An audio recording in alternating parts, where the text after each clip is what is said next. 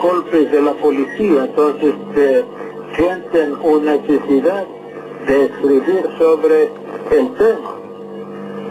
Petras, hay una dependencia de republicanos y demócratas y republicanos de Obama sobre Wall Street, y este movimiento Tea Party o Tea Party, como se le quiera llamar, también es dependiente, ¿no? Sí, Obama hace un mes estuvo en Wall Street recogiendo dinero para su campaña de reelección.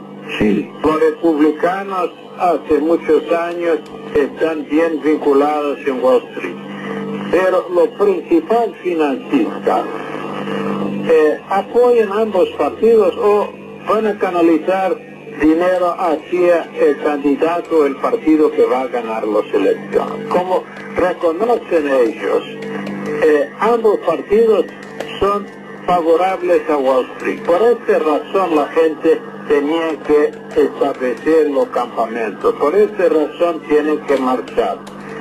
Incluso la burocracia sindical siente las presiones de las bases. Los sindicatos han dado tanto dinero de Obama y solo reciben patadas en el culo. Entonces la burocracia sindical está apoyando estas marchas, no por el principio, pero para mostrar a Obama que representan una fuerza y pueden ser útiles si pueden desviar la protesta solo contra los republicanos, vinculándolos con Wall Street. Pero nosotros sabemos que durante las campañas electorales anterior, Obama recibe más dinero de Wall Street que los republicanos. Entonces hay un dilema para los sindicatos, la burocracia sindical. De un lado, siente presión a apoyar la protesta contra Wall Street. El otro lado, políticamente, sigan apoyando a los demócratas. Es un doble juego, pero las bases sindicales sienten enorme bronca contra toda la politiquería. La clase política aquí en Estados Unidos es muy desprestigiada, según todas las encuestas. Solo los financistas están más desprestigiados. Y como mencionó, el 80% del pueblo no siente representado en el Congreso ahora. Y los banqueros tienen solo 10% de aprobación por su conducta. Petras, para redondear este comentario, y nos quedan unos minutos, hay algo que puedo adelantar y que en definitiva se confirmó, los hechos confirmaron. Uno mira con atención naturalmente a Venezuela, quizás con una doble atención después del contraste de la enfermedad contraída por el presidente Chávez, y finalmente, bueno, la oposición y con la anuencia norteamericana parecen estar creando el candidato único que se opondría a Chávez en las elecciones. ¿Cómo está viendo esta situación tú desde ahí? Bueno, tenemos noticia oficial de que las varias agencias del gobierno norteamericano, las agencias lo que llaman de Desarrollo Internacional, AID, sí, está canalizando por lo menos 50 millones hacia proyectos en Venezuela.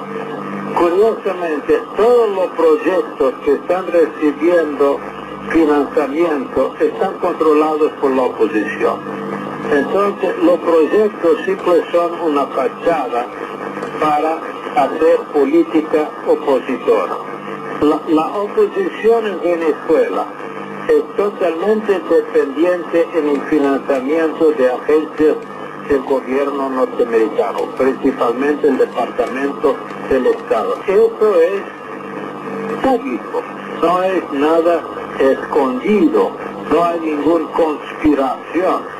Son finanzas que pasan del gobierno norteamericano a estas organizaciones no gubernamentales, pero realmente son un brazo de la oposición al presidente Chávez. Eso en Estados Unidos es ilegal. Cualquier organización que recibe finanzas de un gobierno externo tiene que declararse como agente del gobierno externo y registrar como agente. Pero en Venezuela el gobierno todavía no ha tomado medidas para registrar y formular una política de control sobre estos canales de financiamiento de intervención político, y es algo que deben tomar en cuenta. Pero este es solo lo que podríamos leer en documentos gubernamentales. Hay otros canales clandestinos de la CIA que obviamente han actuado en el pasado y van a actuar en la actualidad y en el futuro, que son financiar la desestabilización del gobierno, hacer publicidad en los diarios opositores, etc. Y esta actividad con clandestino es algo peligroso, porque en el pasado utilizaban grupos paramilitares, delincuentes colombianos y venezolanos para tratar de derrocar el gobierno. El gobierno tiene que utilizar el mano duro para guardar la democracia contra estos elementos.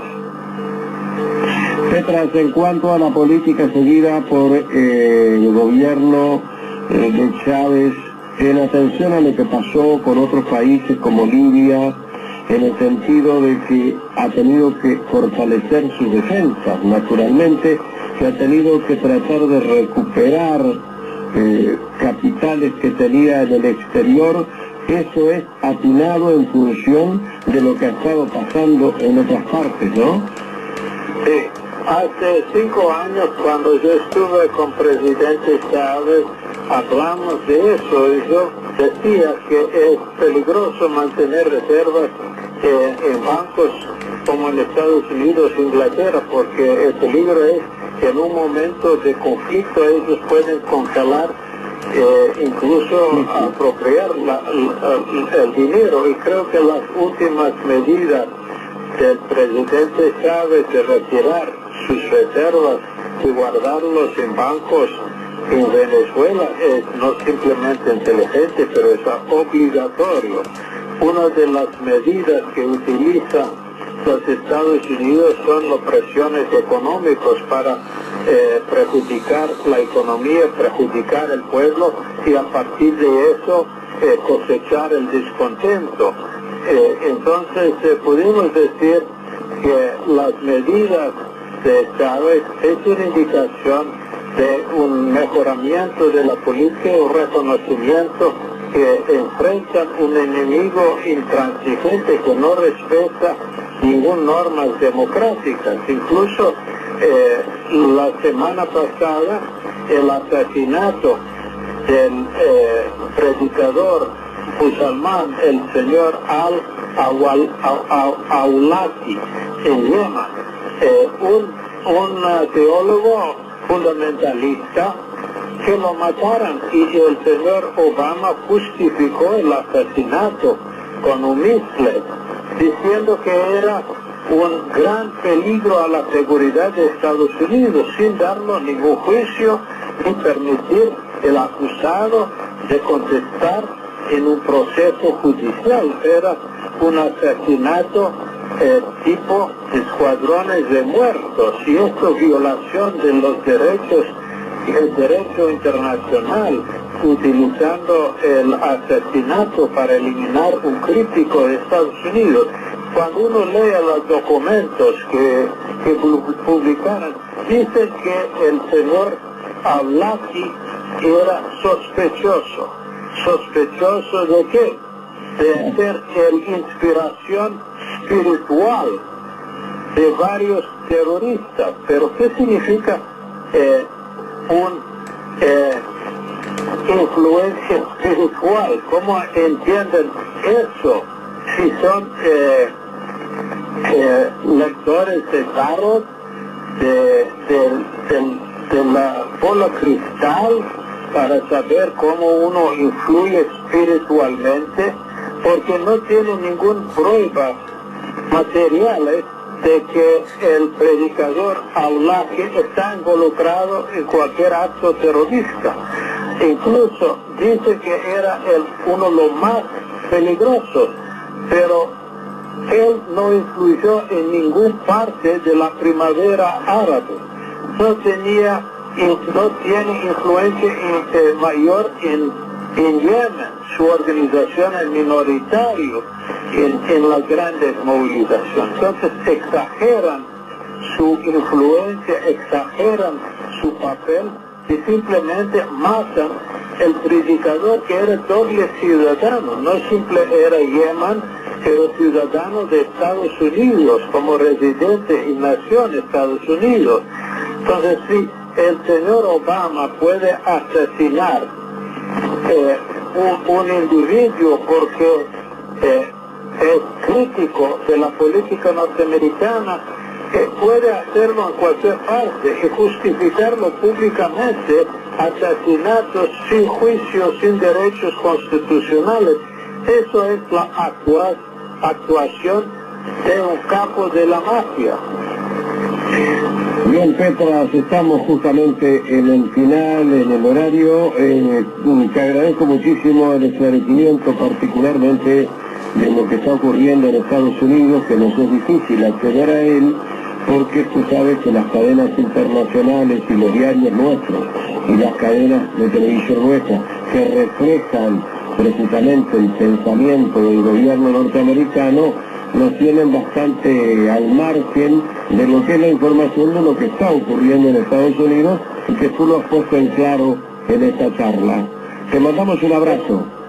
Un abrazo y espero que Radio Centenario se anota miércoles y haga algún reportaje sobre la participación de las masas populares en esta gran protesta contra Wall Street y contra el sistema capitalista, porque Wall Street no es simplemente un nombre de un calle, ni mucho menos simple la bolsa, es Wall Street en Estados Unidos, en la cabeza de la gente significa capitalismo. Es la primera marcha anticapitalista hace 60 años en Estados Unidos.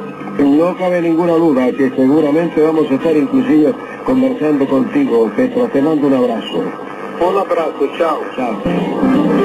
Las noticias internacionales fueron presentadas por Antel, la empresa de comunicación de los uruguayos.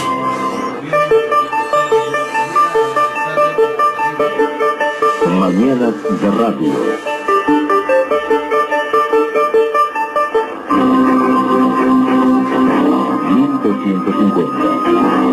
Frecuencia de noticias. Informa Centenario. Son las 12 en punto del mediodía en todo el país. Vamos a información del ámbito internacional. Plan de ajuste con 30.000 despidos en Grecia. Esta información que proviene de la capital, Atenas.